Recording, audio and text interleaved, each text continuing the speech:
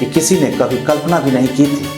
ऊपर से देखने पर राखी की जिंदगी किसी सपनों जैसी लगती थी, इतनी परफेक्ट कि कोई यह अंदाज भी नहीं लगा सकता था कि उसकी असली जिंदगी कितनी बिखरी हुई थी। राखी की 2 शादियां हो चुकी थी और दोनों ही टूट चुकी थी। एक शादी मेरठ में हुई थी जबकि दूसरी किसी और जगह, लेकिन दोनों रिश्तों का अंत एक ही जगह जाकर हुआ, वो था तलाक। सोशल मीडिया पर लग्जरी लाइफ दिखाने वाली राखी असल में एक बेहद साधारण और गरीब परिवार से आती थी। उसका बड़ा भाई राजीव गांव में एक छोटा सा चाउमीन का ठेला लगाकर अपना घर चलाता था। छोटा भाई विकास कोई खास काम नहीं करता था। उसके पिता शेरदिन की मौत करीब 4 साल पहले हो चुकी थी। सबसे हैरानी की बात यह थी कि पिछले 7 सालों से राखी का अपने परिवार से कोई संबंध नहीं था, या यूं कहें कि उसके परिवार ने भी उससे सारे रिश्ते खत्म कर दिए थे। आखिर ऐसा क्या हुआ था कि एक परिवार अपनी ही बेटी से इतना नफरत करने लगे थे, इतने दूर रहने लगे थे? इस सवाल का जवाब आगे चलकर इस केस में खुद ब खुद सामने आने वाला था।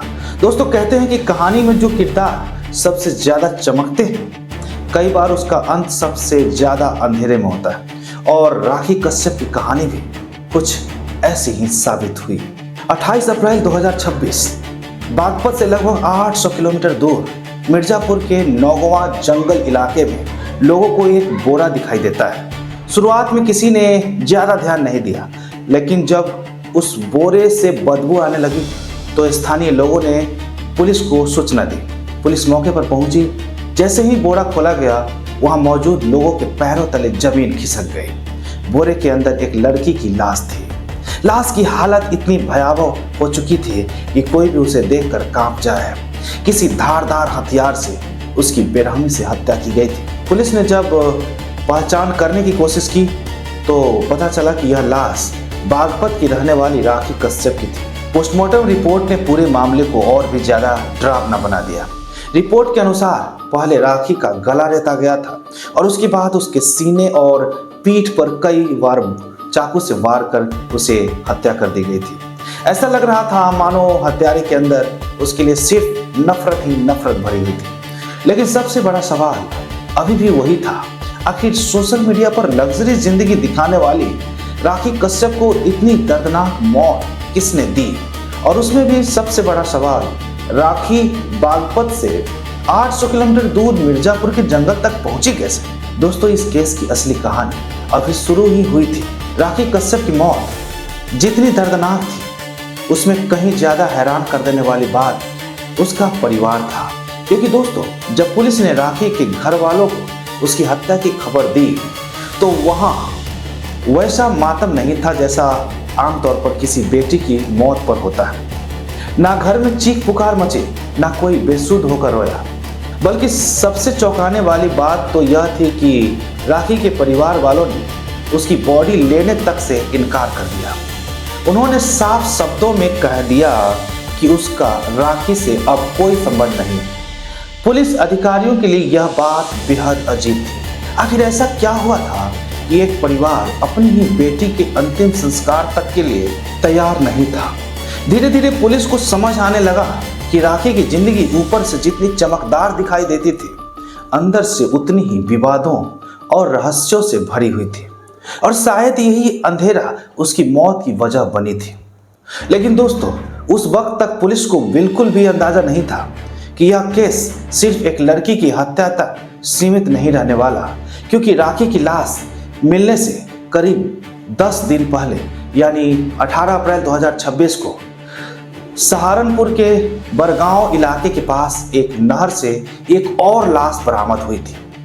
उस समय पुलिस ने उसे एक सामान्य अनसुलझा मर्डर केस मानकर जांच शुरू की थी, लेकिन बाद में पता चला कि यही लाश इस कहानी की सबसे बड़ी कड़ी बनने वाली थी। नहर से मिली यह बॉडी कपड़ों में पूरी तरह लिपटी हुई थी। मृतक के हाथ पैर बांधे गए थे और उसके चेहरे पर किसी भारी वस्तु से इतने बेरहमी से वार किए गए थे कि पहचान करना लगभग नामुमकिन हो गया था। ऐसा लग रहा था जैसे कातिल किसी भी हालत में उसकी पहचान छिपाना चाहता हो। जब फॉरेंसिक टीम ने शव की जांच की तो पता चला कि उस व्यक्ति को 3 गोलियां मारी गई थी। यानी यह कोई साधारण हत्या नहीं थी, यह पूरी प्लानिंग के साथ किया गया मर्डर था।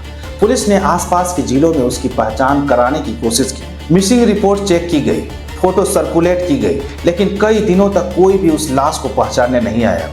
आखिरकार जब कोई दावा करने नहीं पहुंचा तो पुलिस ने खुद ही उस अज्ञात शव का अंतिम संस्कार कर दिया। हालांकि जांच के लिए उसके कपड़े और बाकी सबूत सुरक्षित रख लिए गए थे। उस समय तक किसी को अंदाजा भी नहीं था कि सहारनपुर की नहर में मिली वह लाश और मिर्जापुर के जंगल के अंदर बोरे में मिली राखी कश्यप की लाश एक ही कहानी के दो हिस्से थे। दो अलग अलग शहर और दो अलग अलग लाशें, लेकिन कहीं ना कहीं दोनों के बीच एक ऐसा कनेक्शन छिपा था जो इस पूरे केस को बेहद खतरनाक और उलझा हुआ बना देने वाला था। धीरे धीरे यह केस लोगों के बीच चर्चा का विषय बनने लगा। कुछ लोग इसे सिर्फ एक मर्डर नहीं बल्कि कर्मों का फल तक कहने लगे थे, क्योंकि जैसे जैसे राखी की जिंदगी के राज खुलने लगे लोगों को महसूस होने लगा कि इस कहानी में हर किरदार अपने अंदर कोई ना कोई खतरनाक सच छिपाए बैठा है। अब सवाल यह था कि क्या ये दोनों हत्याएं अलग अलग थी या फिर एक ही कहानी के दो खूनी अध्याय थे। दोस्तों, यहीं से पुलिस की असली जांच शुरू हुई। राखी कश्यप का केस शुरुआत में एक ब्लाइंड मर्डर केस दिखाई दे रहा था। ना कोई सीधा गवाह, ना कोई साफ दुश्मन और ना ही कोई ऐसा इंसान जिस पर तुरंत शक किया जा सके। सबसे बड़ा सवाल सिर्फ यही था कि आखिर राखी को इतनी बेरहमी से मारने वाला कौन था। जांच शुरू होते ही पुलिस ने टेक्निकल एविडेंस पर काम करना शुरू किया। आसपास के मोबाइल टावर लोकेशन डेटा निकाले गए, राखी के कॉल रिकॉर्ड्स को खंगाला गया, उसके सोशल मीडिया अकाउंट्स की एक्टिविटी चेक की गई और कई जगहों के सीसीटीवी फुटेज खंगाले गए। पुलिस की कई टीमें एक साथ अलग अलग एंगल पर काम कर रही थी। हर छोटी से छोटी डिटेल जोड़ी जा रही थी और कौन किससे बात कर रहा है, किस दिन कौन कहां मौजूद था, राखी आखिरी बार किसके साथ देखी गई थी और सबसे अहम सवाल, आखिर वह बागपत से मिर्जापुर तक पहुंची कैसे। पुलिस ने राखी के सभी कॉन्टैक्ट्स, उसकी हाल की लोकेशंस और उसके निजी संबंधों की गहराई से जांच शुरू कर दी। धीरे धीरे केस की दिशा बदलने लगी और फिर जांच के दौरान एक ऐसा नाम सामने आया जिसने पुलिस को सीधे सहारनपुर पहुंचा दिया। यह नाम था कपिल चौहान। पुलिस ने कपिल चौहान को सहारनपुर से गिरफ्तार कर लिया। शुरुआत में कपिल खुद को बचाने की कोशिश करता रहा, लेकिन जैसे जैसे पूछताछ आगे बढ़ी उसके जवाब बदलने लगे और फिर धीरे धीरे उसने जो सच उगलना शुरू किया उसने पुलिस के पैरों तले जमीन खिसका दी, क्योंकि अब इस केस की जो परतें खुल रही थी वो अब तक दिखाई दे रही कहानी से बिल्कुल अलग थी। दोस्तों, जब पुलिस ने कपिल चौहान से सख्ती से पूछताछ शुरू की तब इस केस की जो असली तस्वीर सामने आने लगी उसने हर किसी को हैरान कर दिया, क्योंकि राखी कश्यप सिर्फ सोशल मीडिया पर दिखाई देने वाली एक ग्लैमरस लड़की नहीं थी, बल्कि उसके पीछे एक ऐसी खतरनाक दुनिया छिपी हुई थी जहां लालच, धोखा, ब्लैकमेलिंग और साजिश का बहुत बड़ा खेल चल रहा था। दरअसल राखी डूडा यानी डिस्ट्रिक्ट अर्बन डेवलपमेंट एजेंसी में एक संविदा कर्मी के तौर पर काम कर रही थी। यह एक सरकारी संस्था थी जहां उसे कॉन्ट्रैक्ट बेस्ड पर नौकरी मिली थी। लेकिन दोस्तों, सबसे बड़ा सवाल यही था कि एक मामूली सैलरी वाली लड़की आखिर इतनी लग्जरी लाइफ कैसे जी रही थी। आखिर महंगे होटल, फ्लाइट्स, ब्रांडेड कपड़े, क्लब पार्टीज और लगातार ट्रैवलिंग का पैसा कहां से आ रहा था। शुरुआत में लोगों को लगता था कि शायद सोशल मीडिया की दुनिया में उसे कोई अच्छी कमाई होने लगी होगी, लेकिन पुलिस की जांच जैसे जैसे आगे बढ़ी वैसे वैसे सच्चाई का असली चेहरा सामने आने लगा। पुलिस को पता चला कि राखी बेहद चालाक और लालची स्वभाव की थी। वह खास तौर पर पैसे वाले लोगों को अपने निशाने पर लेती थी। पहले उनसे दोस्ती करती, फिर धीरे धीरे उन्हें अपने प्यार के जाल में फंसाती। कुछ समय बाद वह उनके साथ रिलेशनशिप का नाटक शुरू कर देती और जब सामने वाला इंसान पूरी तरह उनके भरोसे आ जाता तब शुरू होता असली ब्लैकमेलिंग का खेल। राखी कई लोगों से मोटी रकम ऐंठ चुकी थी। कुछ लोगों के साथ उनके पैसों को लेकर विवाद भी चल रहे थे, लेकिन वह हर बार अपने राजनीतिक संपर्कों और दबंग छवि का इस्तेमाल करके लोगों को डराने की कोशिश करती थी। यही वजह थी कि बहुत से लोग चाहकर भी उसके खिलाफ खुलकर सामने नहीं आते थे। धीरे धीरे पुलिस को यह भी समझ आने लगा कि आखिर उसके परिवार ने उससे रिश्ता क्यों तोड़ लिए थे। उसका परिवार भले ही गरीब था, लेकिन उनकी परवरिश और ईमानदारी अब भी बची हुई थी। वहीं दूसरी तरफ राखी का लालच उसे अपराध की उस अंधेरी दुनिया में धकेल रहा था, जहां से वापस लौटना लगभग नामुमकिन हो चुका था। शायद यही कारण था कि उसकी शादीशुदा जिंदगी भी कभी संभल नहीं पाई। राखी की 2 शादियां हुई थी, लेकिन दोनों टूट गए थे। दूसरी शादी टूटने के बाद तलाक लेकर वह बागपत के खेकरा इलाके में अर्जुनपुरम कॉलोनी में रहने आ गई थी। लेकिन दोस्तों, यहाँ शिफ्ट होने के पीछे भी एक बड़ा राज छिपा हुआ था। यह राज था उसके अफेयर का। राखी का अपने ही ऑफिस में काम करने वाले 37 साल के एक शादीशुदा आदमी से रिश्ता चल रहा था। उस आदमी का नाम था विक्रांत कुमार।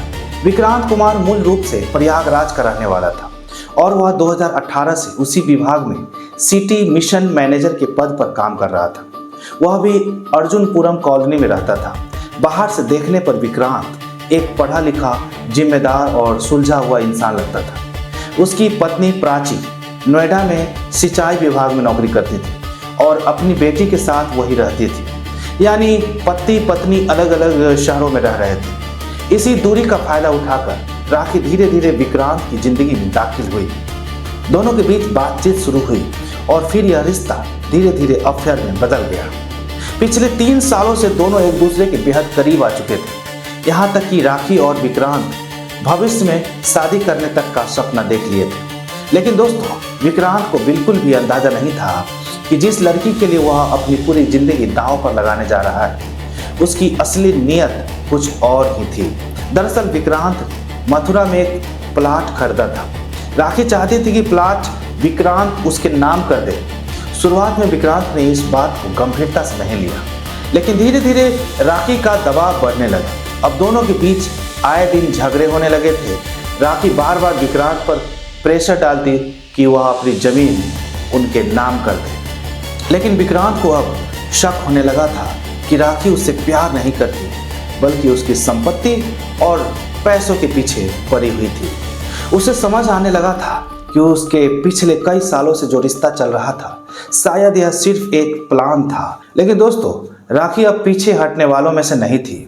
उसके अंदर एक लालच अब खतरनाक रूप ले चुका था और यही से इस कहानी में एंट्री होती है एक नए किरदार की। सुधाराम चौहान। बागपत का रहने वाला सुधाराम चौहान भाजपा युवा मोर्चा से जुड़ा हुआ था और उसका राखी के साथ काफी करीबी संबंध था। राखी ने सुधाराम के सामने एक ऐसा प्लान रखा जिसने इस पूरी कहानी को खूनी मोड़ पर लाकर खड़ा कर दिया। राखी ने सुधाराम से कहा कि अगर दोनों मिलकर विक्रांत को रास्ते से हटा दे तो उसके बाद वे दोनों आराम से विक्रांत की संपत्ति और पैसों पर ऐश कर सकते हैं। उधर विक्रांत और राखी के बीच हालात लगातार खराब होते जा रहे थे। राखी उसे धमकियां देने लगी थी। वह कहती थी कि अगर उसकी बात नहीं मानी गई तो वह उसकी जिंदगी बर्बाद कर देगी। यहाँ तक कि दिसंबर 2025 में गुस्से में आकर राखी ने विक्रांत की कार में आग तक लगा दी थी। अब विक्रांत पूरी तरह फंस चुका था। हालात इतने बिगड़ चुके थे कि आखिर उसे मजबूरी में अपनी पत्नी प्राची को सब कुछ सच सच बताना पड़ा। प्राची अब तक इस पूरे अफेयर से अनजान थी। अचानक यह सब सुनकर टूट गई। लेकिन दोस्तों, दूसरी तरफ राखी के दिमाग में अब सिर्फ एक ही चीज चल रही थी, पैसा, जमीन और पूरी संपत्ति पर कब्जा। अब उसने फैसला कर लिया था कि अगर विक्रांत उसकी बात नहीं मानेगा तो वह उसे हमेशा के लिए रास्ते से हटा देगी। इसी प्लान को पूरा करने के लिए सुधारस ने अपने दोस्त कपिल चौहान को भी इस साजिश में शामिल कर लिया। कपिल को पैसों का लालच दिया गया और फिर दोनों ने मिलकर एक ऐसा प्लान तैयार किया जो आगे चलकर एक खौफनाक हत्या में बदलने वाला था। 15 अप्रैल 2026 की शाम राखी ने विक्रांत को फोन किया और कहा कि वह सारे झगड़े खत्म करना चाहती है। उसने विक्रांत को भरोसा दिलाया कि अब सब कुछ पहले जैसा ठीक हो जाएगा। इसी बहाने उसने उसे एक फ्लैट पर बुलाया। विक्रांत शायद आखिरी बार उस रिश्ते को बचाना चाहता था, इसलिए वह बिना किसी शक के उस फ्लैट पर पहुंच गया। लेकिन दोस्तों, उसे बिल्कुल भी अंदाजा नहीं था कि जिस जगह वह जा रहा है वहाँ उसके लिए मौत इंतजार कर रही थी। जैसे ही विक्रांत फ्लैट के अंदर पहुंचा, उसने देखा कि वहाँ सुधारस और कपिल पहले से मौजूद थे। माहौल धीरे धीरे तनावपूर्ण होने लगा। राखी ने एक बार फिर वही मांग दोहराई, मथुरा वाला फ्लर्ट उसके नाम करने की। लेकिन इस बार विक्रांत ने साफ मना कर दिया। बस यही वो पल था जहां राखी ने फैसला कर लिया कि अब विक्रांत जिंदा नहीं बचेगा। गुस्से और लालच में अंधी हो चुकी राखी ने अपनी लाइसेंस्ड पिस्टल निकाली और सीधे विक्रांत के सीने पर 3 गोलियां दाग दी। कमरे में गोलियों की आवाज गूंज उठी। कुछ ही सेकंड में विक्रांत जमीन पर गिर चुका था। लेकिन कहानी यही खत्म नहीं हुई। हत्या करने के बाद तीनों ने मिलकर विक्रांत के चेहरे को किसी भारी वस्तु से बुरी तरह से कुचल दिया ताकि कोई उसकी पहचान न कर सके। फिर उसका purse, mobile phone, ID card और बाकी सभी जरूरतें की चीजें वहां से हटा दी। अब यह सिर्फ एक मर्डर नहीं था, यह एक बेहद खतरनाक और सुनियोजित साजिश बन चुकी थी। विक्रांत की हत्या करने के बाद राखी, सुधारस और कपिल, इन तीनों को लगा कि उन्होंने बहुत चालाकी से पूरा खेल खत्म कर दिया है। उन्हें विश्वास था कि अब कोई भी इस मर्डर की सच्चाई तक नहीं पहुंच पाएगा। लेकिन अक्सर अपराध करने वाले लोग एक बहुत बड़ी गलती कर बैठते हैं। वे यह भूल जाते हैं कि इंसान झूठ बोल सकता है, मगर सबूत कभी झूठा नहीं बोलते। उसी रात देर से तीनों विक्रांत की लाश को कार में डालकर बागपत से लगभग 130 किलोमीटर दूर सहारनपुर की तरफ निकल पड़े। रास्ते भर कार के अंदर सन्नाटा पसरा हुआ था। सिर्फ गाड़ी की आवाज सुनाई दे रही थी और इन तीनों के दिलों की धड़कनें तेज होती जा रही थी। उन्हें डर था कि कहीं रास्ते में पुलिस ने रोक लिया तो सब कुछ खत्म हो जाएगा।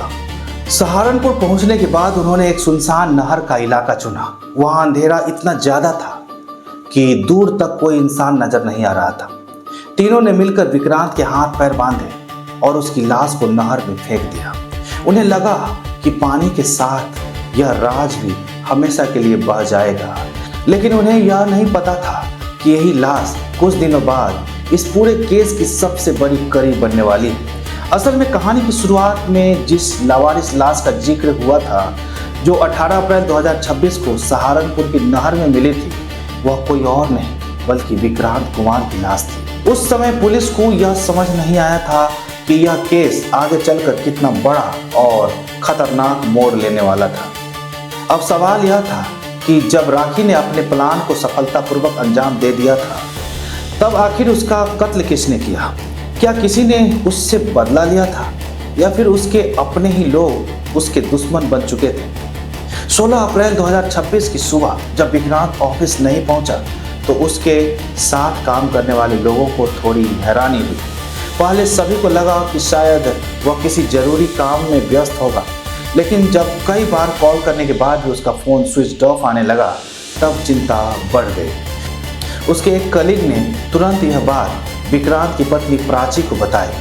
प्राची उस समय नोएडा में अपनी बेटी के साथ रह रही थी। जैसे ही उसे यह पता चला कि विक्रांत अचानक गायब हो गया, उसके पैरों तले जमीन खिसक गई। उसने रिश्तेदारों को फ़ोन किए, दोस्तों से बात की, हर जगह पता करवाया गया जहां विक्रांत जा सकता था, लेकिन किसी के पास कोई जवाब नहीं था।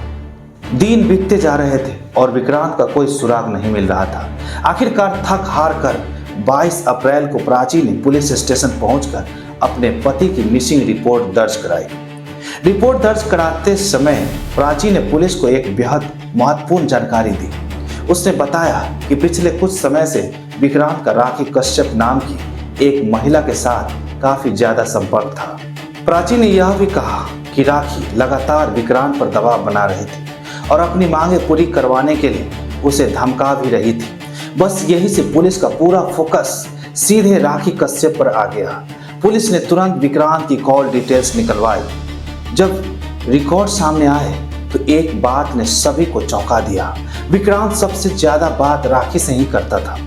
दोनों के बीच घंटों बातचीत होती थी, जिसने पुलिस को पहली बार यह एहसास कराया कि इस केस में राखी की भूमिका बहुत बड़ी हो सकती है। इसके बाद बागपत पुलिस ने राखी को पूछताछ के लिए बुलाया। पुलिस लगातार उससे सवाल पूछ रही थी, लेकिन राखी हर बार सवाल का जवाब बहुत चालाकी से दे रही थी। वह जवाब देने के बजाय धीरे धीरे बातों को घुमाने लगती थी। कभी खुद को मासूम दिखाती तो कभी पुलिस पर ही सवाल उठाने लगती। उसकी बॉडी लैंग्वेज देखकर पुलिस को महसूस हो रहा था कि वह कुछ छुपा रही है, लेकिन उस समय तक उसके पास ऐसा कोई ठोस सबूत नहीं था जिससे उसे गिरफ्तार किया जा सके। इसलिए लंबी पूछताछ के बाद पुलिस को उसे छोड़ना पड़ा। लेकिन दूसरी तरफ सुधारस और कपिल की बेचैनी लगातार बढ़ती जा रही थी। जैसे ही उन्हें पता चला कि पुलिस ने राखी को विक्रांत के मामले में पूछताछ के लिए उन्हें बुलाया है, उनके अंदर डर घर करने लगा। उन्हें लगने लगा कि अगर पुलिस ने थोड़ा और दबाव बनाया तो राखी टूट सकती है और सब कुछ सच सच बता देगी, और अगर ऐसा हुआ तो सबसे पहले गिरफ्तारी उन्हीं की होगी। यहीं से इस कहानी ने सबसे खतरनाक मोड़ लिया। अब तक राखी उनके साथ थी, लेकिन अचानक वही उनके लिए सबसे बड़ा खतरा बन गई। सुधारस और कपिल ने फैसला कर लिया था कि अगर खुद को बचाना है तो राखी को रास्ते से हटाना ही होगा। इसके बाद कपिल ने राखी को फोन किया और पार्टी का बहाना बनाकर उसे एक फार्म हाउस पर बुलाया। उसने कहा कि अब सब कुछ ठीक हो चुका है और विक्रांत के रास्ते से हट जाने के बाद उन्हें इस जीत का जश्न मनाना चाहिए। राखी को जरा भी अंदाजा नहीं था कि जिन लोगों के साथ मिलकर वह एक हत्या की थी, वही लोग अब उसकी मौत की साजिश रच रहे थे। राखी खुशी खुशी उस फार्म हाउस पर पहुंच गई। वहां पहले ही सुधारस मौजूद था। रात बढ़ती गई और तीनों ने साथ बैठकर शराब पीनी शुरू कर दी। लेकिन सुधारस और कपिल सिर्फ शराब पीने का नाटक कर रहे थे। वह चाहते थे कि राखी पूरी तरह नशे में हो जाए ताकि वह खुद का बचाव भी न कर सके। कुछ देर बाद जब राखी बुरी तरह से नशे में धुत हो गई, तब दोनों ने अपना असली चेहरा दिखाया। मौका देखते ही पहले उसके गले पर चाकू से वार कर दिया। राखी संभल भी नहीं पाई थी कि उसके पेट और पीठ पर लगातार कई बार वार किए गए। फार्म हाउस के अंदर कुछ ही मिनटों में सब कुछ खत्म हो चुका था। जिस लड़की ने खुद को सोशल मीडिया पर बेहद मजबूत और निडर दिखाया था, उसकी जिंदगी उसी रात बेहद दर्दनाक तरीके से खत्म हो गई। हत्या के बाद दोनों ने राखी की लाश को एक बोरे में भरा और वहां से लगभग 800 किलोमीटर दूर मिर्जापुर के नौगांव के जंगलों में फेंक आए ताकि पुलिस कभी इस मर्डर तक पहुंच ही न सके। लेकिन अपराध चाहे कितना भी शातिर तरीके से क्यों न किया जाए, कहीं न कहीं कोई न कोई निशान जरूर छूट जाता है। पुलिस अब विक्रांत की गुमशुदगी की जांच कर रही थी और उसी दौरान राखी भी अचानक गायब हो गई। फिर जब उसकी लाश मिर्जापुर के जंगल में मिली, तब पुलिस को समझ आया कि यह मामला सिर्फ एक मर्डर का नहीं है, यहाँ कई राज एक दूसरे से जुड़े हुए। इसके बाद पुलिस ने वह कदम उठाया जो अगर पहले उठा लिया जाता तो शायद राखी आज जिंदा होती। पुलिस ने विक्रांत और राखी की मोबाइल लोकेशन को खंगालना शुरू किया। जांच में सामने आया कि 15 अप्रैल की रात दोनों की लोकेशन एक ही जगह पर थी। इतना ही नहीं, उसी रात राखी के मोबाइल की लोकेशन सहारनपुर की तरफ जाती हुई दिखाई दी। यहीं से पुलिस को पहली बार यह एहसास हुआ कि सहारनपुर की नहर में मिली लावारिस लाश और राखी कश्यप का मर्डर दोनों एक दूसरे से जुड़े हुए हैं। और अब इस केस का सबसे खतरनाक सच धीरे धीरे सामने आने वाला था। इसके बाद पुलिस ने सहारनपुर और उसके आसपास के इलाके में हाल ही में मिली सभी लावारिस लाशों का रिकॉर्ड खंगालना शुरू किया। जांच के दौरान उन्हें एक ऐसा केस मिला जिसमें कुछ दिन पहले एक अज्ञात व्यक्ति की लाश नहर से बरामद हुई थी। उस समय उसकी पहचान नहीं हो पाई थी और काफ़ी इंतजार के बाद पुलिस ने खुद ही उसका अंतिम संस्कार कर दिया था। हालांकि पुलिस ने एहतियात के तौर पे मृतक के कपड़े और बाकी सामान को सबूत के रूप में संभाल कर रख लिया था। जब वही कपड़े पुलिस ने विक्रांत की पत्नी प्राची को दिखाए तो उन्हें देखते ही उनकी आंखों से आंसू लगातार बहने लगे। बिना कुछ कहे उसकी हालत ने साफ कर दिया था कि वह लाश किसी और की नहीं बल्कि विक्रांत कुमार की थी। जिस इंसान को उसकी पत्नी कई दिनों से जिंदा ढूंढ रही थी, वह अब इस दुनिया में नहीं था। अब पुलिस को यह यकीन हो चुका था कि विक्रांत की गुमशुदगी और राखी कश्यप की हत्या आपस में एक दूसरे से जुड़े हुए हैं। इसके बाद पुलिस ने राखी के कॉल रिकॉर्ड्स की गहराई से जांच शुरू की। जांच में सामने आया कि राखी सबसे ज्यादा जिन 2 लोगों से बात करती थी उनमें एक नंबर कपिल चौहान था। इतना ही नहीं, राखी के मोबाइल पर आखिरी कॉल भी कपिल की ही थी। जब पुलिस ने लोकेशन डेटा को मैच किया तो एक और बड़ा खुलासा हुआ। राखी का फोन बंद होने से पहले उसकी आखिरी लोकेशन और उसी समय कपिल की मोबाइल लोकेशन बिल्कुल एक ही जगह पर थी। अब पुलिस को समझ आ गया था कि कपिल इस पूरे खेल का बहुत अहम हिस्सा है। इसके बाद पुलिस ने सबसे पहले कपिल चौहान को गिरफ्तार किया। शुरू में उसने खुद को बचाने की बहुत कोशिश की, लेकिन लगातार पूछताछ और सबूतों के दबाव में आखिरकार वह टूट गया और सभी सच्चाई पुलिस के सामने रख दी। उसके कबूलनामे के बाद पुलिस ने 1 मई को इस केस के मुख्य आरोपी सुधारस चौहान को बागपत से गिरफ्तार कर लिया और इसी के साथ इस पूरे केस की परतें खुलती चली गई।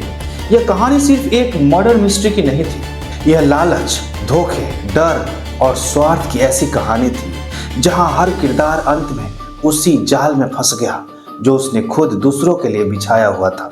सुधारस और कपिल ने राखी के साथ मिलकर विक्रांत की हत्या की थी, लेकिन जैसे ही उन्हें लगा कि राखी उनके खिलाफ सच बोल सकती है, उन्होंने एक पल भी नहीं सोचा और उसी लड़की का गला रेत कर हत्या कर दिया जिसके साथ मिलकर उन्होंने यह साजिश रची थी। दोस्तों, जुर्म की दुनिया में कोई किसी का सगा नहीं होता। वहाँ दोस्ती, प्यार और भरोसा सिर्फ तब तक रहता है जब तक उससे उसको फायदा मिलते रहता है। जैसे ही डर इंसान के दिमाग पर हावी होता है, वह सबसे पहले अपने ही साथी को धोखा देता है।